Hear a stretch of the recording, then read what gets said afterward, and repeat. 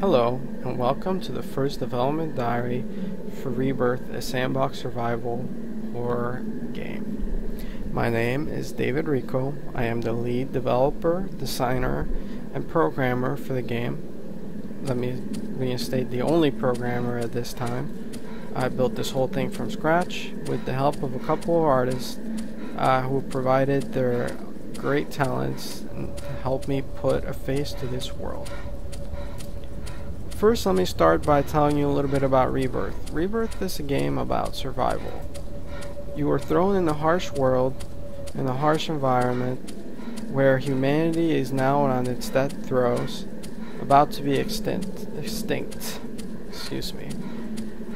The reason for the extinction is not something I'm going to get into in this video, or even going to tell you a lot about before you play the game.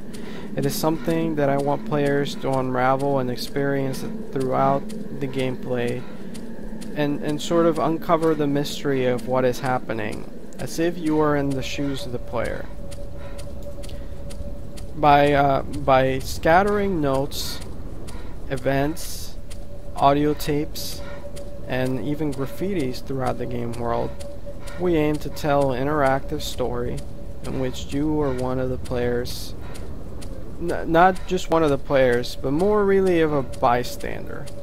You're not some pivotal hero that is going to change the fate of the universe by shooting some guys in the face repeatedly. You are an everyman. You are just another person trapped in this hellish world, trying to survive incredibly dangerous situations.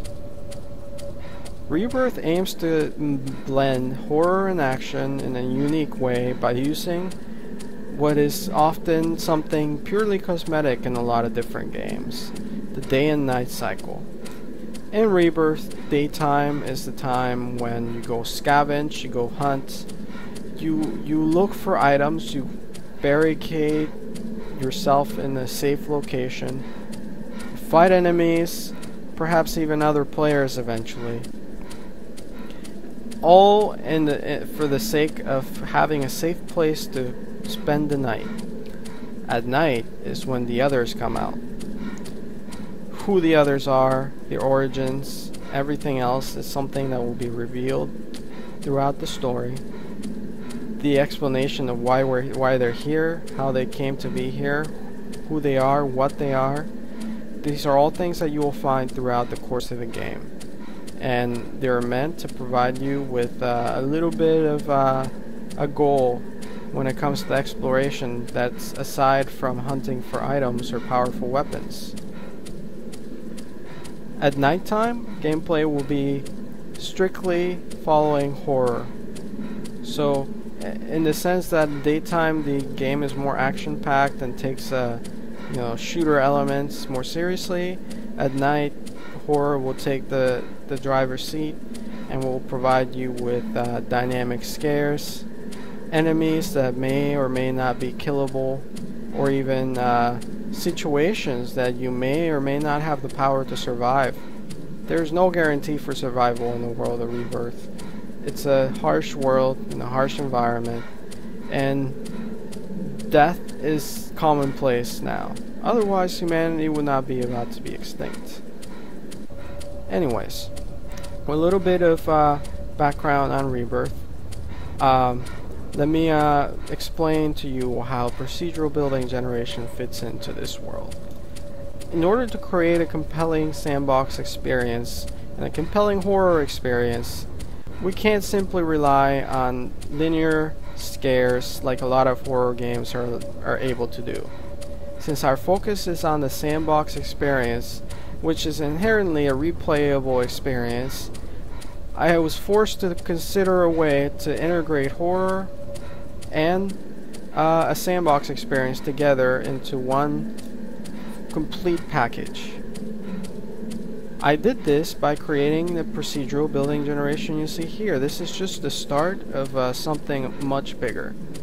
By creating procedural buildings, not only do I provide you, the players, with a more interesting world to explore, but I also provide you with limitless possibilities. what is now a building with a couple of rooms. For example, this one has a room that you may have seen me running around while I was talking. Has some furniture, has some walls, has a little bit of rust, some scratches there. You may also see that there's several kinds of rooms. Some of them are repeated due to my laziness. Let me iterate that. Let me just explain that some of these repetitions are just because I don't have enough elements to really create the random world that you would like to see, and the hour that I spent creating all these pieces for you to showcase in this demo. This is merely a proof of concept to show you what the possibilities are. Imagine this is what I can create using only about 15 different kinds of pieces. Imagine the world that I could create, and let me just say that this is a bug and part of alpha,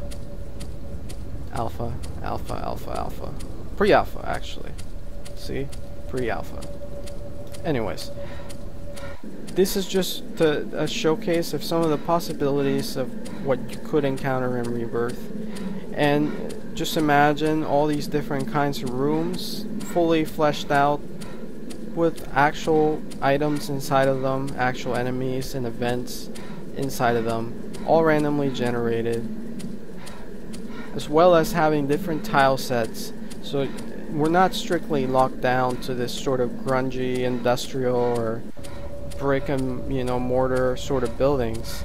This is just one of the many types of buildings that you may encounter in the game.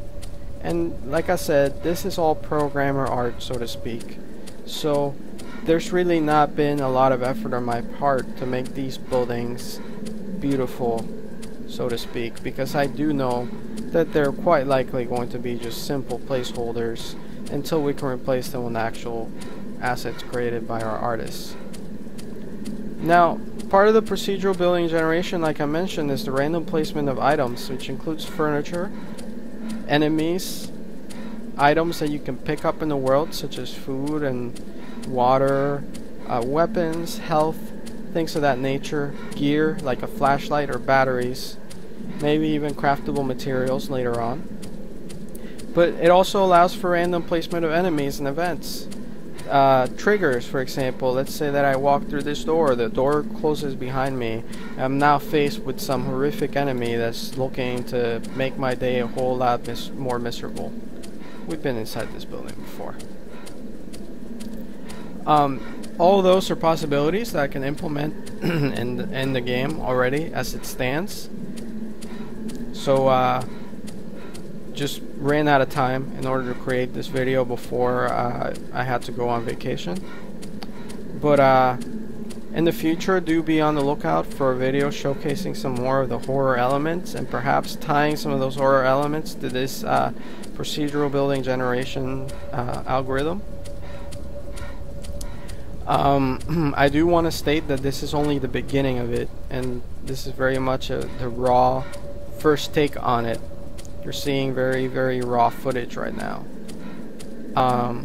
In the future, I aim to make the buildings have a little more variety, have some more rules. So, for example, placing doorways in between certain rooms, having a chance of having like an actual doorway, a door that you have to open to provide a little more separation between the rooms.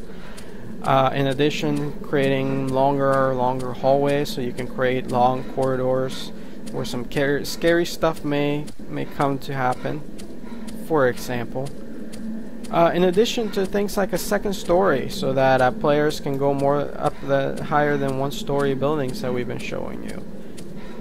In addition, kind of a long-term goal is to expand the system so as to be able to generate entire cities and even entire areas completely procedurally, in the sense that the roads will be procedurally generated, the buildings along the roads will be procedurally generated, even the vegetation will be procedurally generated, and each one of those buildings in that city will be procedurally generated, so as to have a completely dynamic sandbox experience that will change every time you play. This concludes your first inside look at the procedural generation algorithm for buildings and other gameplay elements of Rebirth. I hope you enjoyed watching this, and I hope it gave you a small glimpse of what is to come in the game. I encourage you guys to follow me on Twitter at RicoTheMad. Like us or follow us on Facebook, Rebirth. You may also follow Rebirth at deadmanwalkingstudios.com, our website. We have some forums set up there. I frequently check them every day for new posts from community and fans alike.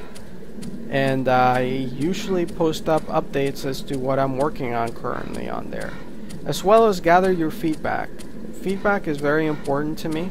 I am aiming to make Rebirth a community-built game, in the sense that every idea and suggestion you present to me on the forums, I actually read, I consider it, I will respond to it and tell you whether it's something that we can include in the game or not, and the reasons why. So I'm not just a faceless developer. I'm trying to make this game something that we can all enjoy. You know, games are about having fun, and I don't think that I have a monopoly on what makes a game fun. I think that there are so many good ideas out there, so many different ways to scare someone that I couldn't possibly think of all of them. So instead, I'm gonna put it on you. You guys tell me what you find the most scary, and along with my ideas, let's blend them together to create, you know, the scariest experience possible.